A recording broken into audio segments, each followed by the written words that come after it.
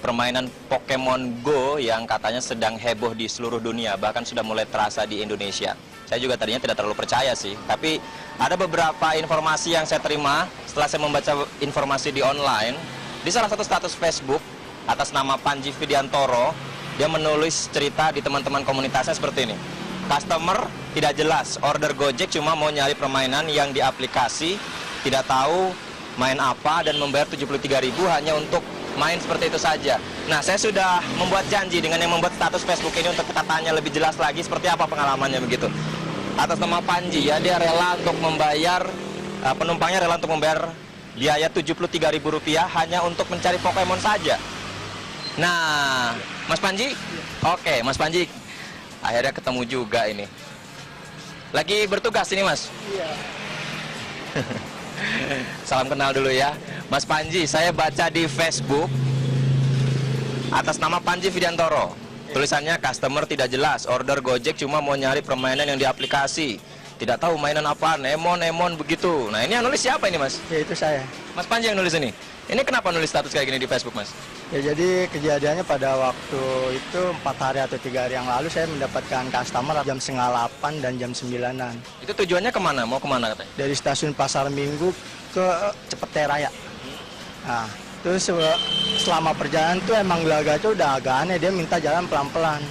Nah, di Jalan Ragunan Raya itu dia minta berhenti di suatu tempat, tepatnya di tong sampah begitu, dia minta berhenti. Nggak tahu dia mau ngapain, dia pokoknya foto-foto begitu, saya nggak tahu. Akhirnya dia naik lagi. Nah, udah sampai jalan, kita pelan-pelan. Di Ampera seharusnya kita belok kiri lebih cepat, cuman dia minta belok kanan.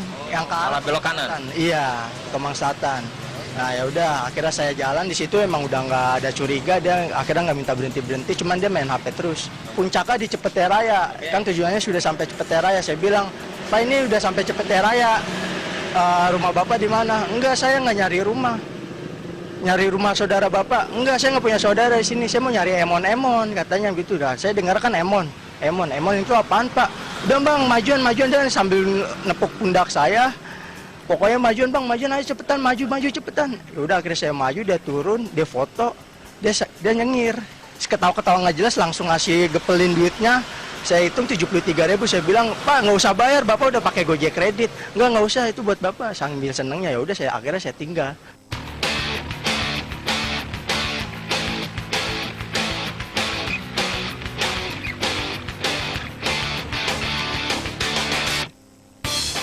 Para gamers tidak hanya asik mengejar Pokemon di kehidupan nyata. Mereka bersama para YouTubers juga ramai membahas si monster lucu lewat kanal youtube.com. Dengan mewabahnya games Pokemon ini, pemerintah pun berusaha tidak lengah. Kemenkominfo mengaku akan terus memantau perkembangan demam Pokemon Go ini dan berharap tidak ada efek buruk bagi masyarakat. Bahwa jangan sampai ini menjadi sesuatu yang malah bukan hanya tidak kondusif, tapi menjadi, kalau misalkan di jalan bisa kecelakaan sambil nyupir ngejar Pokemonnya. Ya sebetulnya bukan masalah Pokemonnya, bukan masalah gamenya. Di mana-mana juga udah lebih dari 15 tahun lalu dikatakan kalau nyupir itu jangan sambil menggunakan ponsel atau. Bagi penggemarnya, berburu Pokemon memang mengasihkan. Hanya saja, Nico, salah satu gamers Pokemon Go, ternyata punya pengalaman tak terlupakan saat memburu para monster lucu. Jadi dalam suasana yang sangat sepi itu ya kita nggak sadar karena masih seru ya. Tiba-tiba pas lagi jalan di trotoar, saya kan dekat ke jalan, istri saya di sebelah kiri. Dari belakang tuh ada motor, nggak terlalu kenceng. Ya tiba-tiba langsung dia mencoba untuk ngambil handphone saya pakai tangannya dia, jadi ya langsung dicoba untuk direbut gitu. Sambil dia sendirian dia gitu naik motor. Cuman karena saya megang handphonenya saya begini ya, jadinya 2 tangan gitu, ya susah gitu diambil. Nggak berhasil diambil akhirnya gitu. Cuman kita sempat agak tarik-tarikan, dan begitu udah dianya nggak dapet, dianya kayak mau berhenti gitu. Nah ini kan wah udah berabe nih kalau misalnya harus berantem, nggak ada orang di sini. Istri saya kemudian teriak langsung maling gitu. Nah dia langsung kabur. Ya. Mungkin dia tertarik pengen main Pokemon juga, mungkin. Iya, soalnya banyak handphone yang nggak bisa jalanin Pokemon Go. Mungkin dia butuh main Pokemon Go, jadi dia butuh handphone yang bisa jalanin mungkin.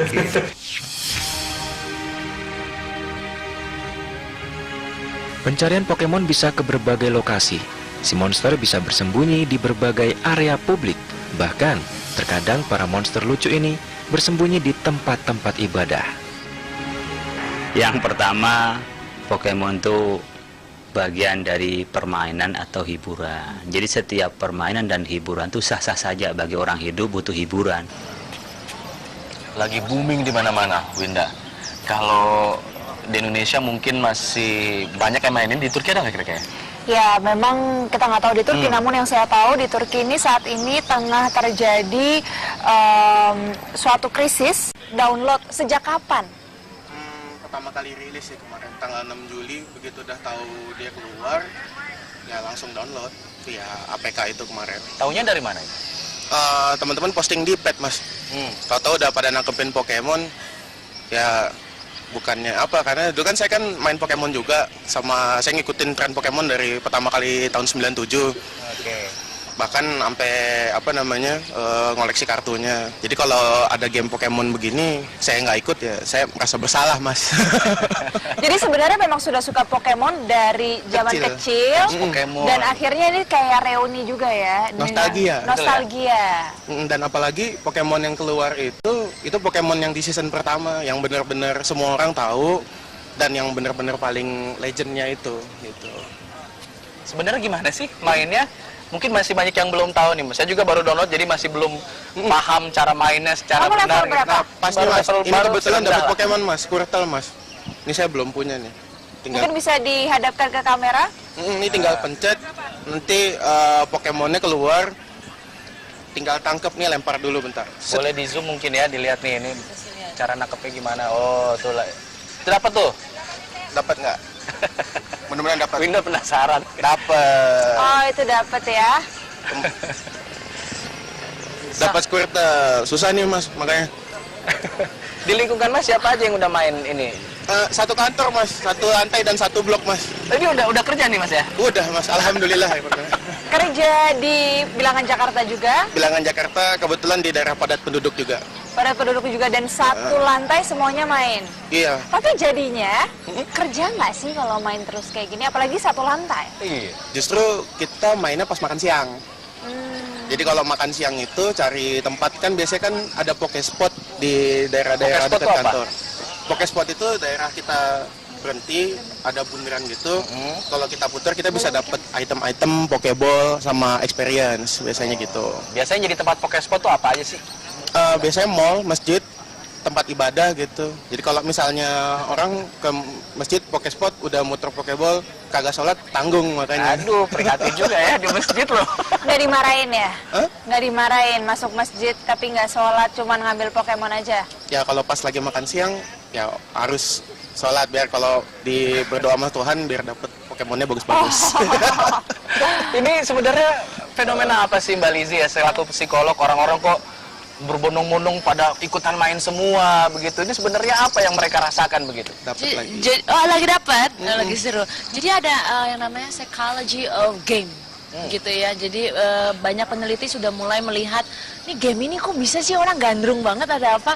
Dan ternyata pada saat bikin game developer itu sangat memahami psikologi manusia. Dia ada yang namanya insentif. Kalau nggak ada reward nggak mau main kan?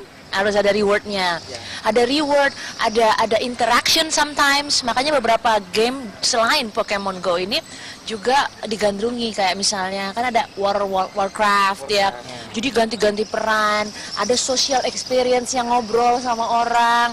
Terus ada juga insentif, ada reward, ada mastery skill. Jadi dia tahu apa yang game developer tahu bagaimana menggerakkan atau memotivasi kita pengguna manusia untuk menggunakan gamenya. Jadi si psikologi para gamers dimainkan di sini ya oleh para developer ini ya. Yes. Tapi apakah nantinya juga akan berakibat buruk terhadap lingkungan sekitar, maksudnya berkomunikasi dampaknya ya secara sosial juga dengan teman-teman yang di dunia nyata sebenarnya, bukan di dunia maya saja. Kami akan membahasnya, namun kita harus jeda dulu sejenak. Dapat Squirtle, susah nih Mas, makanya. Di lingkungan Mas siapa aja yang udah main ini? Satu kantor mas, satu lantai dan satu blok mas. Ini